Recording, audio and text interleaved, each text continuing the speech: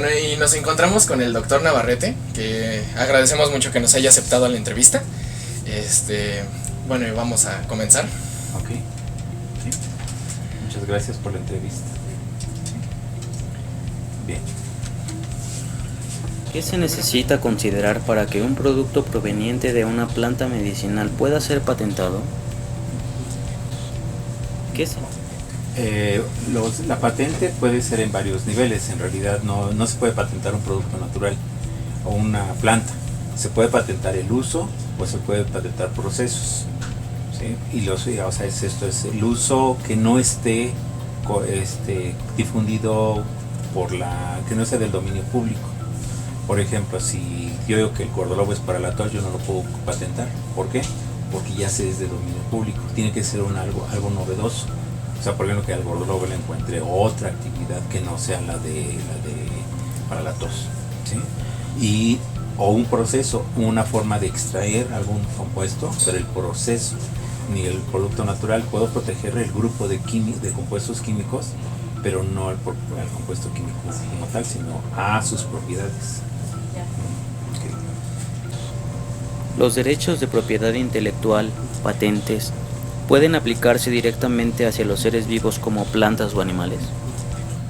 Bueno, sí, bueno, una patente debe tener como objetivo que tenga una utilidad, y entonces no necesariamente a un ser vivo, sino que tenga alguna utilidad. Puede ser inclusive un producto de origen natural que pueda servir, por decir algo, para quitar hacer cierto tipo de limpieza, y esto no necesariamente va hacia un ser vivo.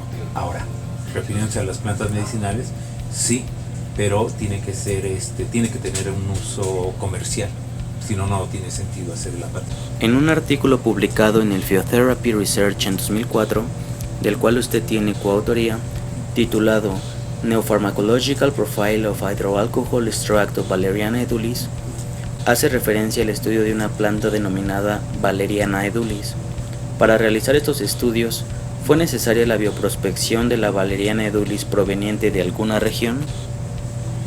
No, en este caso, porque esta es de cultivo. Definitivamente esta es creo que seleccionaron un ejemplo importante, porque la mayoría de las plantas medicinales en México son silvestres.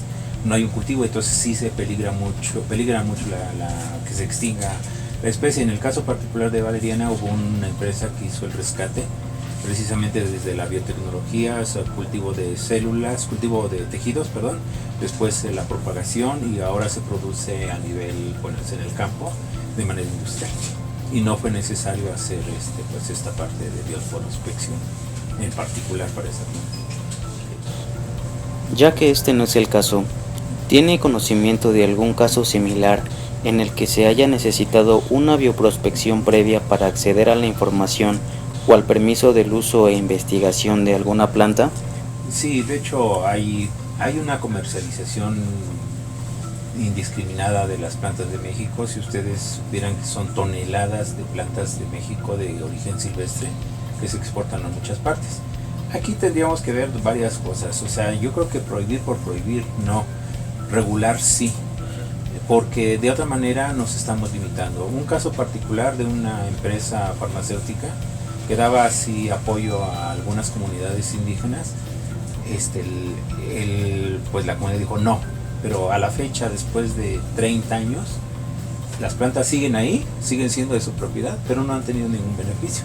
En cambio, daba $3 millones anuales con tal de estudiar las plantas, y después, claro, ahí se faltó hacer un convenio y un acuerdo de que si se tenía beneficio, pues se podía compartir, porque eso es otro que queremos nada más a veces recibir las cosas, pero sin arriesgar. Y yo creo que cualquier negocio y cualquier cosa debe uno arriesgar algo de lo que uno tiene. Digo, esto estoy hablando de 30 años y no ha pasado nada. Ahora, nada le garantiza a la industria farmacéutica de que ella invierta y que no saque nada, ¿sí? O sea, más digo, que va a hacerse rico, que va a recuperar. Eso es un riesgo y un beneficio. Bueno, es lo que es la investigación. Se arriesga, pero no necesariamente se va a tener o se va a recuperar. Desde luego, por eso se hacen muchos proyectos, para que algunos de ellos puedan dar soporte a los demás proyectos. ¿Qué opinión tiene acerca de la biopiratería a nivel nacional y a nivel internacional? Bueno, yo creo que hay tratados muy importantes en los cuales se está protegiendo: el Tratado de Río, ahora el Tratado de Nagoya, entonces donde se ve que no exista la biopiratería, pero se confunde. Yo creo que hay muchas cosas que son, por ejemplo, para estudios, podemos sacar cosas que puedan ser estudiadas, y después ya la aplicación pues tarda mucho, pero a veces no se puede ni colectar una pequeña cantidad de planta para poder estudiar. Entonces ahí había que tener muy claro qué es la biopiratería, muy claro cuándo podemos o hasta qué cantidad podemos utilizar o colectar, ¿sí? Sin poner en riesgo las especies. ¿Se ha tenido alguna problemática por la biopiratería internacional con alguna planta de origen mexicano? ¿Alguna en la que haya trabajado usted o algún colega cercano? Pues no sé si se llame biopiratería, pero hay una planta, el Cocharate, que la hemos trabajado aquí desde hace más de 30 años, y sin embargo tiene 11 o 12 patentes fuera de México. Eso también es responsabilidad nuestra, porque no nos dedicamos a hacer esas patentes, y todas las patentes están basadas en las investigaciones que nosotros tenemos. Y desde luego la materia prima, que es lo que corresponde a la biopiratería, pues son de origen mexicano y no se está cultivando en otro lado, sino de aquí mismo se lleva. Es un problema nacional de solamente exportar materia prima y no productos con un valor agregado importante como son los productos terminados. ¿Qué medidas propondría para evitar o disminuir la biopiratería? Aplicar la ley solamente, o aplicar esos acuerdos. Yo creo que eso es un problema desde lo más básico, de falta de aplicación de los reglamentos, las leyes y las normas. Si se aplican, yo creo que estaríamos de otro lado. Además hay acuerdos internacionales que se pueden aplicar, y en particular en el caso de México está la norma 059 de la Semarnat de 2010, en donde da un listado de todas las plantas medicinales plantas y animales que están en peligro de extinción y que está prohibida su colecta, exportación, comercialización y demás. Bueno, y con eso concluimos la entrevista. Le agradecemos mucho su tiempo. ¿Algo que quiera agregar para concluir?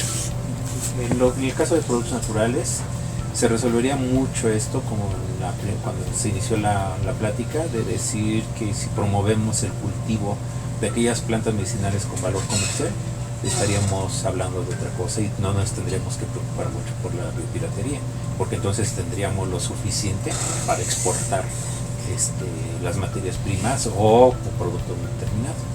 Y aquí desarrollo de fitomedicamentos, estamos en el nivel científico y tecnológico suficiente para poder hacer desarrollo de fitomedicamentos.